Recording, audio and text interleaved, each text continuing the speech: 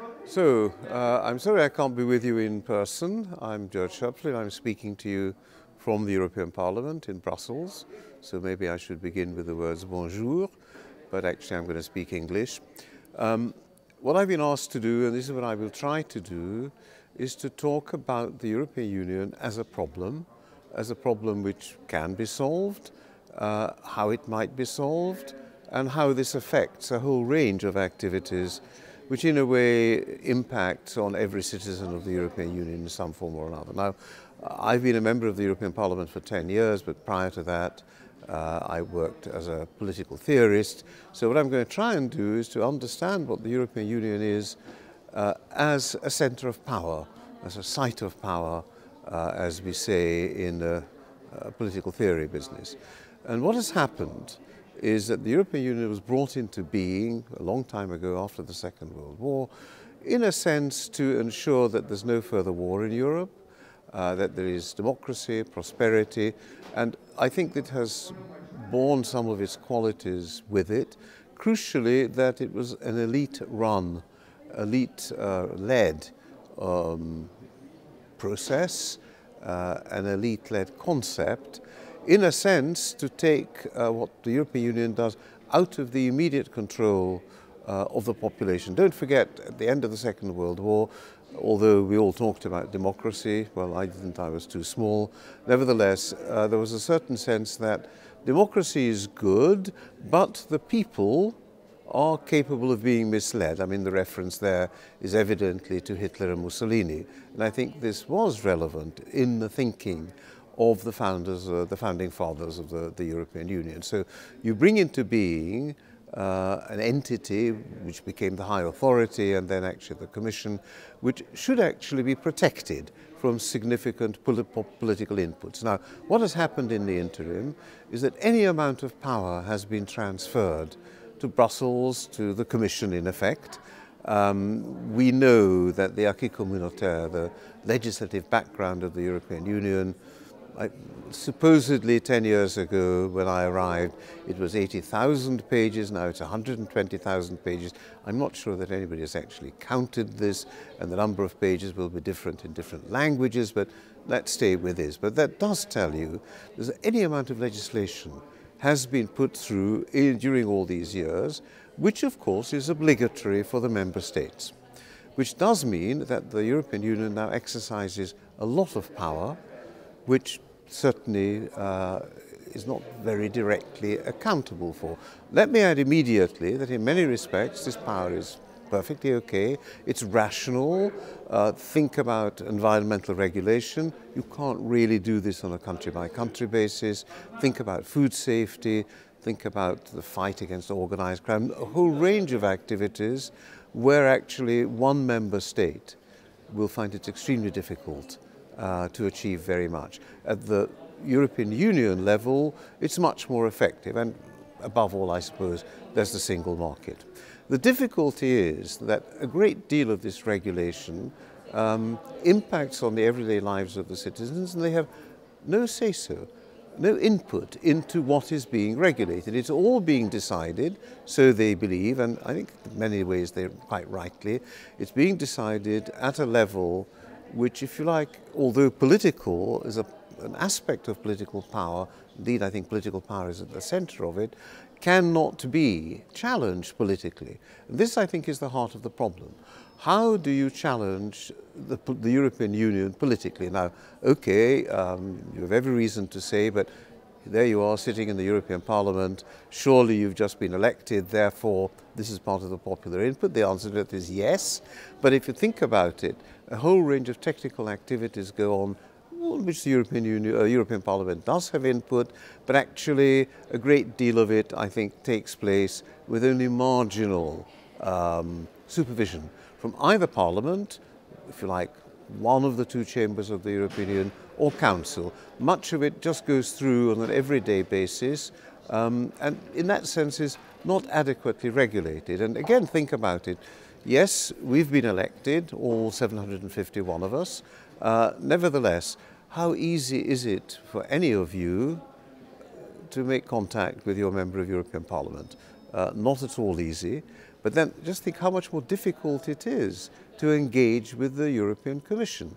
And I think this is where the heart of the problem lies. Now, at the technical level, I think it's highly significant that the right of initiative rests with the Commission. We in the European Parliament do not have the right to initiate legislation. The same goes for Council. The significance of which is that the Commission is the driving force of European integration. It's a driving force, and it's not very clear who's in the driving seat.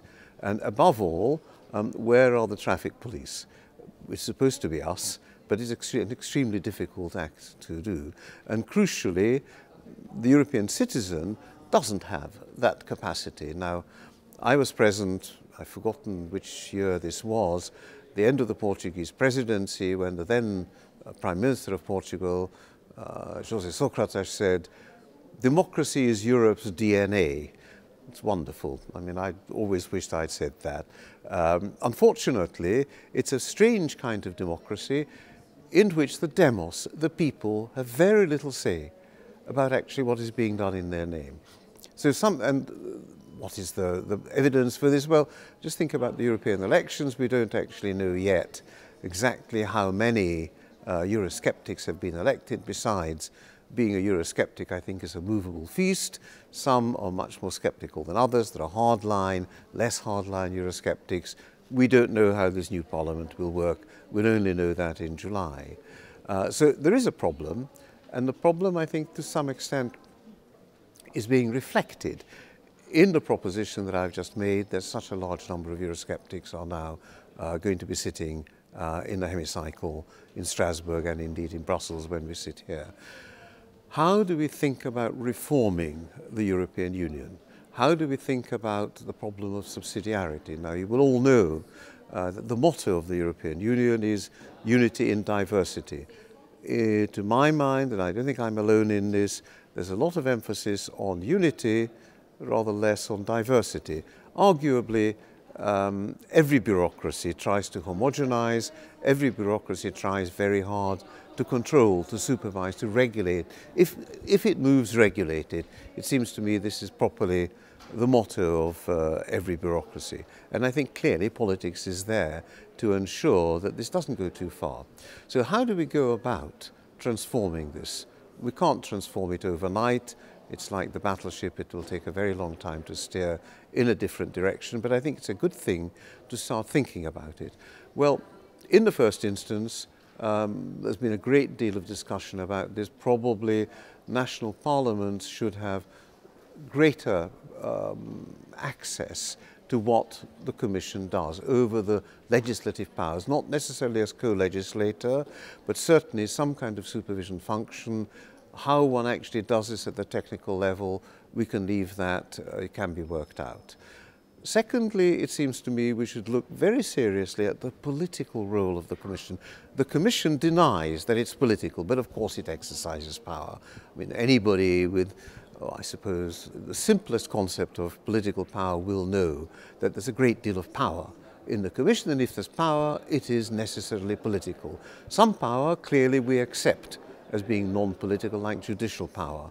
But we're not talking about this, we're talking of bureaucratic power, which incidentally, this is a part of the problem, is argued in bureaucratic technical terms, which in a way it's impossible to engage with. The technical knowledge in the hands of the Commission clearly is much stronger than that which is in the hands of the individual, or indeed to some degree organizations like NGOs and civil society. It's very difficult to engage with the Commission. So my sense of it is that we should start thinking about maybe taking the Commission closer to the citizens, like having the Commission present in the Member States and being open to challenge in the Member States.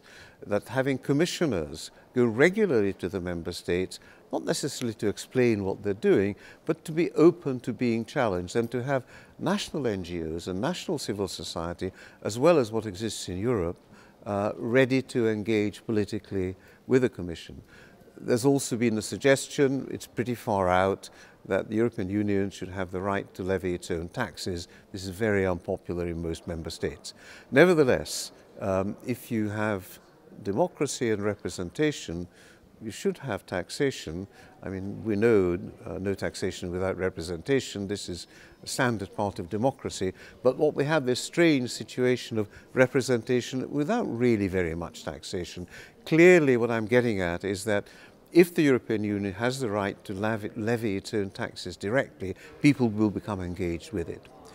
A further problem is, of course, the Brussels bubble, Planet Brussels, call it what you like, where all sorts of organizations, lobbies, multinationals, indeed, incidentally, NGOs, advocacy groups, exercise power, directly putting pressure on the Commission, influencing on the Commission, over which it seems to me the citizens have next to no power. We don't know. It's very difficult to know. It's not transparent what kind of lobby activity takes place in Brussels. It would be very interesting to know this, but it's impossible. There's a veil over this, and it's impossible to pierce the veil. Then furthermore, I think once we engage with the Commission, then it's possible to argue things out in a way that the Commission will not like, because the Commission, of course, finds it very comfortable to live in its own technocratic world, to do it in a political way. I've even found myself in my 10 years that the Commission, when it comes to committees of the Parliament, won't really engage in any kind of discussion with us. They have their own remit, they read out the bits of paper, unless they're very senior. It's not terribly exciting what the Commission has to say, and they won't readily yield. They won't yield to argument, at least on the few occasions when I've had the opportunity to deal with a problem of this kind. But it seems to me that if the Commission does accept its own political nature, it does accept that, yes, it exercises political power, then gradually over time this can be changed. Now, that's some of the areas which I certainly think we should look at. There is the issue of subsidiarity. Theoretically, subsidiarity says that whatever can be done at the local level should be done at the local level, whatever can be done at the state level, member state level, likewise. We know that in practice this is very difficult to implement. By now, these are only guesses, that the domestic affairs of maybe 50–60% of a member state actually take place in Brussels. So it seems to me that subsidiarity is something we have to rethink very seriously. My last thought is, well, how and when? Well, what I'd like to see, obviously, is a debate, and I think the presidents of the Eurosceptics, so-called Eurosceptics, the anti-Euro establishment forces, it's a roundabout term, will necessarily create, I think, a climate in which people are or should be ready to engage with maybe 20–25% of the population of Europe, which wants something else. They vote for so-called extremist parties. I don't like this term. If 20% or 20% of a country's population votes for a party, that's really mainstream, isn't it? I mean, you know, if it's 5%, we can say it's marginal. If it's 10%, we can call it a subculture. If it's 20%, it's really part of the mainstream. So I think this is something that we should start to engage with, that there is a sizable section of the population of Europe which is dissatisfied with what it sees. Clearly, high levels of unemployment, above all, the very high levels of youth unemployment, are really unacceptable, and that the crisis began in 2008 is still there, hasn't gone away. Maybe it's picking up, maybe it's not, but I'm not sure that at the street level many people feel this. So what I would like to see is a debate. I would like to see the media, which don't take much interest in what happens in the Brussels bubble, take a much greater interest in this. Clearly the media are the transmission mechanism towards wider public opinion. So please, let's have the media taking a genuine interest in Brussels, where politics is taking place, and that seems to me to be a part of what the media should be doing. Eventually, I suppose, there will have to be treaty change. Not today, not tomorrow, but if we start thinking about it, then treaty change will necessarily have to be considered in the context of a convention. When? Well, people talk about 2016, we will see. There are some countries, and of course the Brussels insiders, who don't like this idea. It affects a number of countries. The United Kingdom is obviously one of them. I don't think the United Kingdom is alone in wanting to see a changed relationship between the member states and indeed Brussels. And that, I think, is one of the issues which this convention, if it takes place, will have to consider. Where is to be the dividing line between what the Commission does, what the European Union does, what the Member States do? Have that boundary line defined more clearly. All sorts of areas, what kind of representation should exist in the European Union. In the last Parliament, in one of my committees, the Constitutional Affairs, we did talk about a pan-European list. Well, if I describe it as a lead balloon, I'm not too far from reality. It wasn't very popular. The idea that there should be an all-European list of, I think we talked about 25 MEPs, who are voted on simultaneously in the same way in each and every member state. Well, that didn't get very far, but some idea of having MEPs who have direct representation from Europe, that's not a bad idea. It's worth thinking about, or some variant of this. And a whole range of other issues, other ways in which the political arrangements in Europe should be transformed in the direction that I've been arguing. That's to say, make it a real democracy. Oh, I know, yes, you know, democracy can be very troublesome at times. When you let people vote on their future, they often produce results that the elites don't want. But then there is an argument, and that's the argument which the Eurosceptics are making. The elites are out of touch, and the elite-led quality with which the European integration process began maybe is ending its sell-by date.